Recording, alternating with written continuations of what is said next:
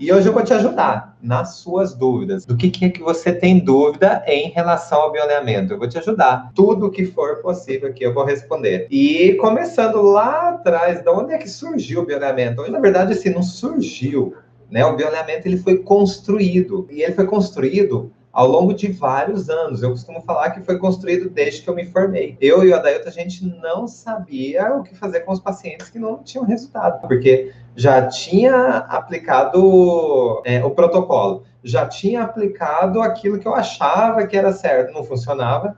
E aí, como é que faz com a frustração em casa, né? Então, a gente não ficou quieto, não. Então, a gente vai fazer pós-graduação, fizemos outros cursos nacionais, internacionais. A gente foi procurando preencher essas lacunas, de onde é que estava a resposta do meu paciente que não melhorava, porque muitos davam certo, mas e aqueles que não melhoravam? Onde que estava a resposta? E aí, uma ciência só não conseguia explicar. Algumas tinham só teoria, mas não tinha prática. Outras tinham prática, nossa, que legal, funcionam.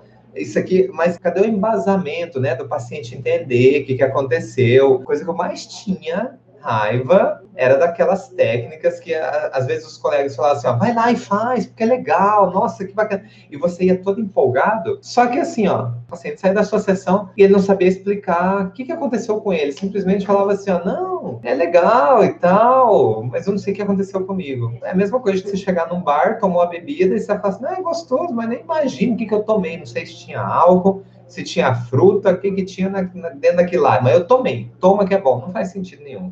Em se tratando de saúde, a gente precisa saber o que está fazendo. E em se tratando de saúde, quem fica para trás, não se atualiza, vai perder mercado. Vai ter paciente que vai procurar outras pessoas que estão atualizadas. Vai procurar quem resolve o problema dela. Pessoa com dor, pessoa com limitação, ela não tem muito tempo, não. Lembra de um momento da sua vida que você estava com dor, que você precisava, quer ver, sei lá, um dentista, né? Que você estava com a dor de dente. Você esperou quanto tempo para procurar um dentista? Alguém que resolvesse. É a mesma coisa, gente.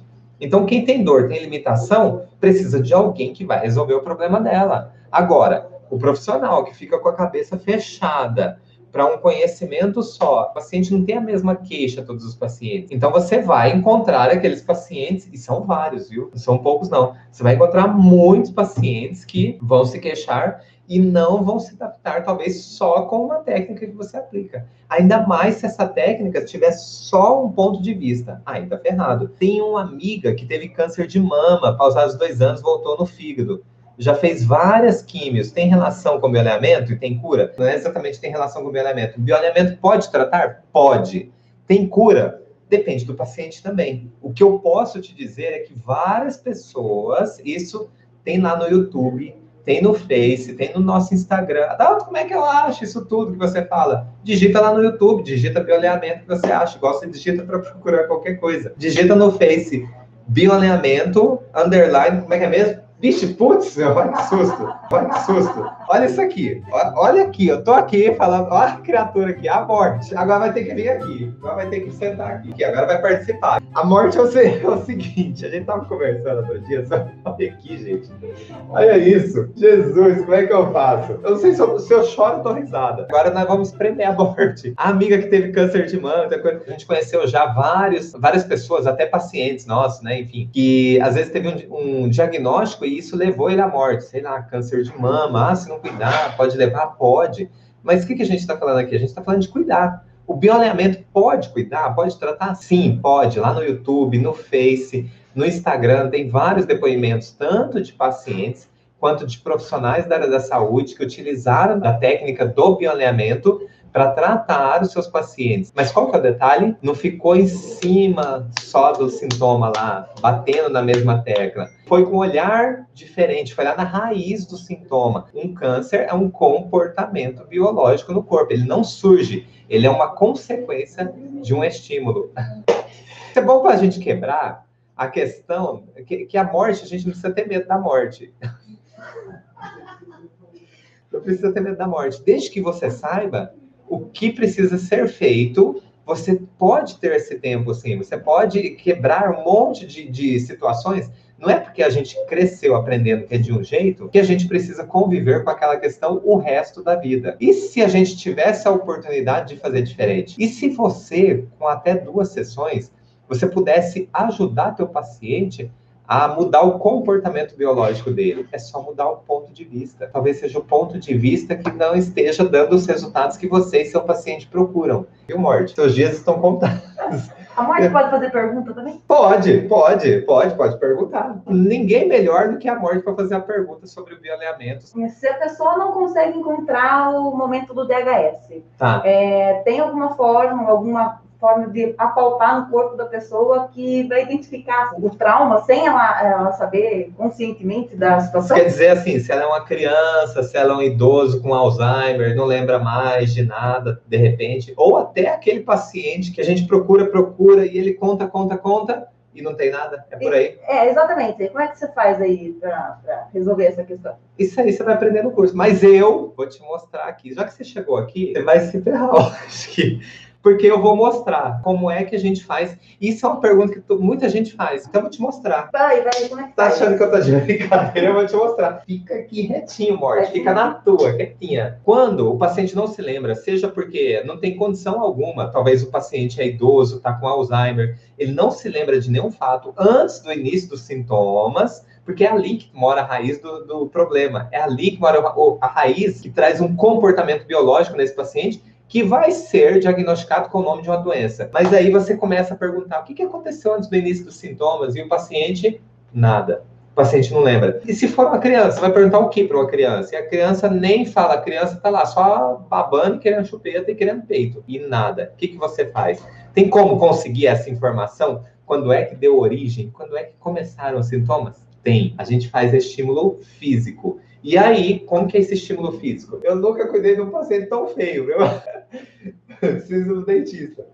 Seguinte, como é que a gente faz o estímulo? A gente vai primeiro fazer uma calibragem no braço do paciente. Como que é isso? Porque o tecido mais externo da nossa pele se chama ectoderma. É um tecido embriológico, aliás, um tecido embrionário, que forma essa parte mais externa. A nossa pele ela é formada de 3 camadas. A camada mais externa é formada pelo tecido ectoderma. O tecido ectoderma diz respeito à inervação, a contato, separação, a todos esses estímulos que levam lá no cérebro sensação de dor, sensação de contato, sensação de frio, de quente. É esse tecido que leva essas informações via nervosa até o sistema nervoso central. E aí são codificadas, são interpretadas e a gente realiza alguma ação a partir desse estímulo. Mas então, para eu chegar... Ah lá, ó, já veio. Pode perguntar? Pode, não terminei de responder, mas pergunta. Como é que vem parar aqui o conflito? Como é que tá no meu corpo? Como é que vem parar na minha célula? Na verdade... Nasceu aqui? Olha, não nasceu, mas não está em uma única célula, não está só nesse braço. Poderia ser esse braço, poderia ser na sua perna, poderia ser nessa sua cara, nesse queixo aqui, ó, que desce do nariz até o... Poderia ser aqui, pode ser em qualquer parte do corpo. Por que pode ser em qualquer parte do corpo? Porque o nosso corpo, ele carrega informações. Ou você acha que é só o cérebro que guarda informações? Se isso aqui fosse algo que espetasse, né, que fosse doloroso, e eu pegasse, olha, e eu... Fica quieta, Morte, que não é hoje ainda que você vai morrer. Então, se eu pegasse e espetasse com bastante força aqui nesse local, toda vez que eu chegasse perto, ainda que fosse de olhos fechados, e encostasse o mesmo objeto, cria o mesmo estímulo e a pessoa tem a mesma resposta. Então, a memória, ela não está somente a nível cerebral. Ela está a nível celular em toda parte do corpo. Então, eu posso... Qual que é a dúvida? Como é que não, ou você tá com tique? Eu preciso tratar do tique também. Como é que esse negócio veio parar aqui? Que ele tá aqui, tudo bem, mas como é que ele veio parar aqui? Para eu fazer a investigação? Não, como é que esse conflito veio parar na minha célula? Na verdade, olha, tem que ser um momento impactante, inesperado e vivido isolamento, vivido como um choque. Não é qualquer historinha, não é qualquer mimimi. Tem que ser um momento forte, impactante. E aquilo vai ser registrado em todas as nossas células. Por isso, uma memória, de repente, de um sapato apertado vai despertar em você várias sensações. De repente, você bateu a mão em algo e sua aliança ficou prendendo a circulação. Aquilo vai despertar uma memória celular também. Não é uma memória só de neurônio, não. Não é só o neurônio que carrega informações. E as moléculas da emoção, você já ouviu falar sobre isso? É uma cadeia de neuropeptídeos que viaja no corpo inteiro. É claro que você não sabe. Qual que é o teu trabalho? Eu? Não, eu...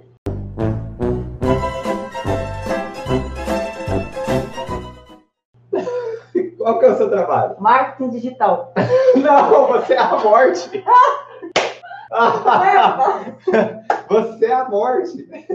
Você, como sendo a morte, você não consegue ter outra saída. Tudo é degradação, tudo é destruição. Você acaba com a esperança de qualquer pessoa, eu acredito. Tá certo? Ou, de repente, é uma morte que ainda faz o seu marketing. Moléculas da emoção é uma cadeia de neuropeptídeos que foi mapeada e que carregam as emoções por todo o nosso corpo. E o nosso corpo, ele é tão fantástico, a nossa biologia, que ele tem 4 sentimentos específicos, 4 sentimentos básicos. Um sentimento de vitalidade, um sentimento de integridade, um sentimento de valorização, de capacidade e um sentimento de estar em contato com aquilo que me faz bem. Então, são 4 sentimentos básicos que influenciam diretamente os nossos tecidos embrionários. O tecido embrionário forma o nosso corpo inteiro. Desde a periferia, seja a camada mais externa da pele, até os órgãos mais externos. Você está entendendo, Morte? Estou começando a entender. Então, agora aí, quando a gente passa por uma situação que é impactante, inesperada, ela vai se encaixar com um desses 4 sentimentos básicos. E aí, dependendo de cada sentimento básico, ele é conectado com um tecido embrionário, que são só 4. Na verdade, são 3. Mas o Dr. Hammer, entrando lá na nova medicina germânica, entrando lá, ele dividiu o mesoderma em mesoderma antigo e mesoderma novo. Então, nós temos endoderma, mesoderma antigo, mesoderma novo e ectoderma. Cada um carrega um sentimento específico. Então, quando você sente uma perda de vitalidade, por exemplo, vai atingir os seus órgãos internos. Quando você sente uma perda de integridade, vai atingir uma camada um pouquinho mais da pele, mas um pouquinho mais profunda. Quando você sente um sentimento de desvalorização, de impotência, vai atingir ou seus ossos, ou seus músculos, ou as suas articulações. E quando você sente uma perda de contato de algo que você quer muito, ou é como se tivesse um contato indesejado, e parece que está em mim ainda, vai atingir a camada mais externa da sua pele, que forma toda essa rede que leva essa informação de contato até o cérebro. Não é aleatório que você vai sentir aqui, ou vai sentir na tua perna, que vai sentir no órgão interno. O que é o sentir? É o comportamento biológico. Isso pode se transformar em gastrite, ou prisão de ventre. Por que é que dá pra gente descobrir no braço? Poderia ser na perna, poderia ser na testa, poderia ser nas costas. Claro, como eu disse, a emoção carregada por essa cadeia de neuropeptídeos, que são essa bioquímica da emoção, toda essa cadeia de neuropeptídeos, ela é distribuída no corpo inteiro. Por que é que nós, bioalinhadores, que é que nós elegemos o braço? A pergunta é, por que não? Porque, olha, é uma parte do nosso corpo que normalmente as pessoas não se incomodam de ser tocadas. É uma parte do nosso corpo que normalmente já está mais despida, e se não tiver, não tem problema nenhum. É uma parte do nosso corpo que, inclusive, didaticamente, fica mais fácil da gente fazer um mapeamento dessas informações. Agora imagine, eu tocando o meu paciente aqui, ó, no rosto e buscando informações, vai incomodar. Imagine eu tocando ele nas costas, o que esse cara tá fazendo aí?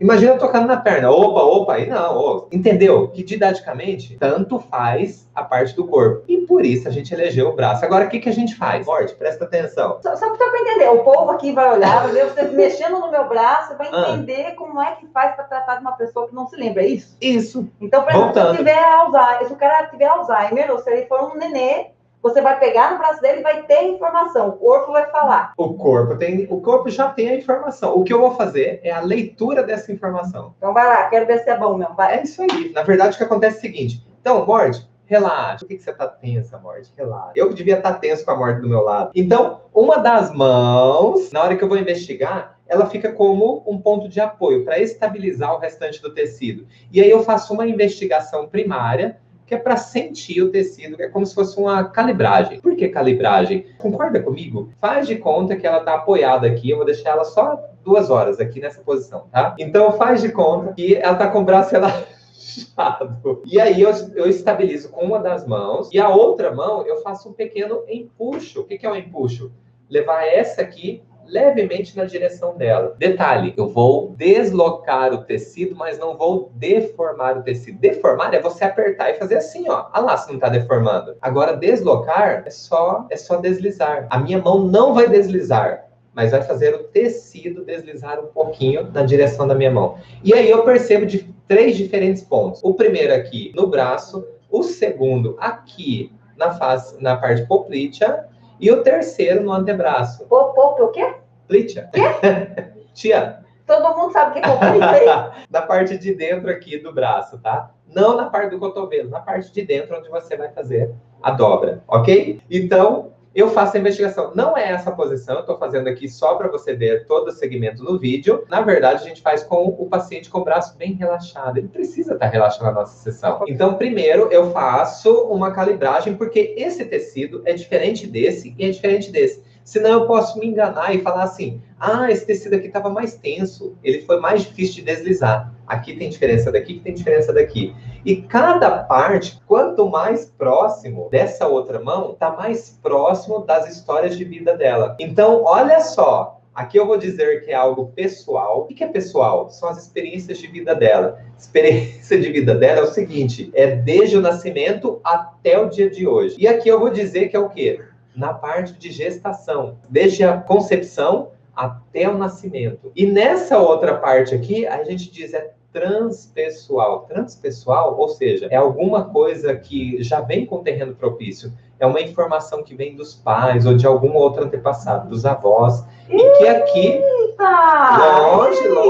Conta direito o negócio aí. Que a bioelemento atua? Atua. Antes que você pergunta, atua sim, porque ela vai atuar no momento presente que está acontecendo. Não está acontecendo com você? Então, tem como eu atuar com bioalinhamento. Mas, nesse caso aqui, eu ainda vou indicar alguém que faça constelação familiar. E tá tudo bem, mas o bioalinhamento precisa ser feito. Porque onde é que está acontecendo o sintoma? Com quem? Com ela e no presente, ou seja, no momento atual. Como é que eu vou deixar esse paciente embora sem aplicar as ferramentas do bioalinhamento? Então, olha só. Primeiro, eu faço a calibragem. Não vai dar para eu ensinar certinho aqui. Então, eu faço uma investigação. 1, 2 e 3. Pronto, eu já sei a tensão que esse tecido tem, eu já sei desse e eu já sei desse. Quando eu pergunto para o corpo de forma mental, quando é que aconteceu o início desse conflito? Porque eu já estou conectado, tocando o meu paciente. Olha, o sistema nervoso. Aqui tem todas as informações. Quando eu me conecto com o paciente, perguntando internamente o que é que aconteceu, quando é que surgiram os sintomas, eu consigo as respostas.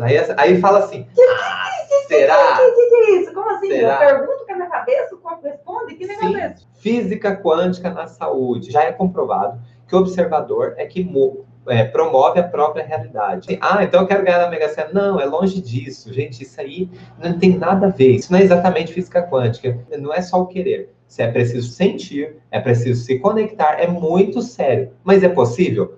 É. Então, olha só. Quando lá na física quântica, na saúde, nós estamos conectados no paciente, o que é estar conectado? Olha só, é você com o mesmo propósito do que a pessoa que entrou no teu consultório. Eu quero que esse paciente melhore, eu quero que ele saia melhor do que ele entrou, e o paciente, ele quer sair melhor do que ele entrou, ele está disposto a isso tudo. Opa, tem uma conexão energética. Ih, Adalto, esse papo de energia e tudo. E você acha que você é o quê? Lá dentro a gente mostra, nós todos somos energia. A física quântica mostra o seguinte, a física quântica atual, quando a gente pega um microscópio, um super microscópio, e a gente começa a aproximar qualquer estrutura, pode ser uma caneta, pode ser você, pode ser um caderno, pode ser um mouse, pode ser qualquer estrutura que você considera como matéria. Fala assim, é matéria, porque eu estou pegando? Tá. Então pega esse super microscópio e vai aproximando, você começa a ver moléculas. E quando você vai aproximando, você começa a ver átomos, porque átomos é que formam as moléculas. E aí você tem aquela tendência de ver, né, tem uma tendência. É claro que você vai ver, né, no átomo, aquelas moléculas, aliás, aqueles elétrons circundando um núcleozinho, parece uma bolinha de gude. E os elétrons ali na sua órbita em volta desse núcleo. Só que detalhe, até um tempo atrás, na física quântica, achava-se que o núcleo, esse sim era uma matéria, era a parte material, era algo indivisível. Mas os físicos quânticos atuais conseguiram provar que, se você chega mais perto, é só energia. Não tem massa. E se não tem massa, não tem matéria. Ou seja, você, a cadeira que você está sentada, o ar que você respira, tudo é energia. O que você pensa agora é energia, inclusive. Ah, tá. Então, por isso que dá para, quando você encosta no meu braço e faz a pergunta, você consegue se conectar com uma informação Sim, que está nas minhas células. que está nas suas células, com a emoção, inclusive. E o que você sente? Para ter certeza que você está... Na verdade, olha só, quando a gente pega alguma coisa assim, a gente fala, não, mas isso aqui é matéria, não, isso aqui é energia condensada. Então, quando a pessoa está exposta a uma energia mais condensada, e a física quântica explica isso, porque quanto mais sensações de tristeza, que nos levam para baixo, né? Tristeza, de dor, de rancor, enfim, todas essas sensações, elas fazem a gente se fechar. E nós não somos só isso aqui que nós vemos, é porque nossos órgãos sensoriais são limitados. Nós somos muito mais que isso. Mas o que acontece quando a gente tem essas emoções? Tem uma tendência a ficar mais fechada essas energias, então tem uma contração, inclusive, muscular. E aí é perceptível ao tato essas limitações energéticas. Então, quando eu faço essa palpação de calibragem para sentir cada parte do braço e do antebraço, e depois, em seguida, eu faço uma pergunta, que é em pensamento, que é energia, mas agora conectado com o meu paciente, agora eu tenho uma resposta que, inclusive, é palpável. Então, ou essa parte, ou essa, você vai sentir como mais denso. Isso quer dizer uma energia mais condensada. Ou seja, teve uma variação naquele ponto. Então, quando eu pergunto aqui, eu elejo essa parte aqui como mais perto dela, ou seja, é a história de vida dela, desde o nascimento até o momento presente. Essa parte aqui, nós elegemos como a parte da gestação. Então, primeiro, segundo, terceiro, quarto, quinto, até o nono mês de gestação, se chegou ao nono. E essa parte aqui como vidas que não foram de experiências dela. Vidas não no sentido de outras vidas, mas de antepassados. Então, dos pais, dos avós. É o que veio de informação no DNA dela. Então, desde a cor dos cabelos, a cor da pele, mas também vem informações comportamentais. Não é só. O ambiente, ele influencia demais. Mas, claro, que tem uma parcela que contribui de informações dos nossos antepassados até a gente nascer. Então, tem como a gente saber se é só dela, se é da mãe, se foi lá da gestação, ou se é dos pais, dos avós, enfim. Então, a gente faz uma leve aproximação, tenta fazer uma leve aproximação, não deformando o tecido, mas deslizando o tecido. Então, 1, 2, 3. Onde você sentir mais denso do que estava anteriormente na investigação de calibragem, ali está a informação. Então, a gente sabe se é das experiências dela, se foi alguma coisa da mãe na gestação, ou se foi dos antepassados. É uma experiência dela, é uma experiência que ela viveu. Não precisa reter essa informação. Dá para ir mais além. Dá para ir, isso foi na infância, eu dou uma puxadinha para cima. Isso foi na adolescência? Isso foi na fase adulta? Opa, você ficou um pouquinho mais tenso na hora que eu perguntei da fase adulta. Em pensamento, eu posso continuar perguntando. Opa, foi na fase adulta. Se ela, de repente, tem 30 anos, foi dos 21 aos 25? Foi dos 25 ao 30? De repente, foi dos 25 ao 30, ficou mais tenso. Aí eu pergunto, 25, 26, 27... Opa! Aí, de repente, a parte que ficou mais tensa foi 28. Se eu pergunto ainda 29 ou 30, volta a ficar um pouco mais leve. O tecido, ele deixa você deslizar. Então, a gente pega e, nesse momento, a gente pergunta para o paciente, me conta um pouquinho do seu período de vida aos 28 anos de idade. Vai ser surpresa você falar assim, quem é que te contou sobre isso? Louco. E eu vou dizer, você, teu corpo. Louco. Apenas me diga como foi esse período de vida que eu vou te ajudar a encontrar a raiz do sintoma que você está me queixando agora. Louco, hein? Fez sentido para você? Louco. Tá é louco, mas faz sentido? Total. A morte aprendendo. Quem diria? A morte iria aprender algo. Você vê água? Água, você vê? Vê. De que é composta as moléculas de água? Pode falar mais alto. H2O. 2 moléculas de hidrogênio e uma de oxigênio. Aí você vê a água. Isso forma água. Só que para formar água tem hidrogênio e oxigênio. Aqui no ar tem hidrogênio, não tem? Sim. Tem oxigênio, não tem? Sim. E por que é que você não vê essas moléculas quando estão separadas? Boa pergunta. Se juntar essas moléculas, você enxerga. Se elas se separarem, você não enxerga. Como é que duas coisas invisíveis, na hora que se juntam, se tornam visíveis? Me explica. Energia? Quase isso. É que os nossos órgãos sensoriais, eles são limitados. Então, determinadas combinações a gente consegue ver. Determinadas faltas de combinações ou determinadas combinações a gente não vê. mas não quer dizer que não exista. Então aqui, quando eu faço isso, eu já estou te tocando. Tem tocar fisicamente, que a gente acha que é físico, mas tudo é energia. Mas onde eu quero chegar no bioalinhamento não é que, nossa, nós somos energéticos. Não, não quero chegar nessa questão. É só para explicar a física quântica. Até porque o bioalinhamento, olha só, tem os toques físicos, tem os toques verbais, né, que são os estímulos verbais, mas tudo para contribuir numa resolução para levar à autocorreção do corpo do paciente, que é para finalizar o processo, seja de dor, de limitação, do que quer que seja. Sabe qual que é o conflito da morte? Em alvéolos pulmonares, né? Pode causar câncer de pulmão. É por isso, viu, morte? É por isso que muita gente fala assim, teve um diagnóstico de câncer em tal lugar e teve metástase no pulmão. Sabe o que a gente considera como essa questão de metástase?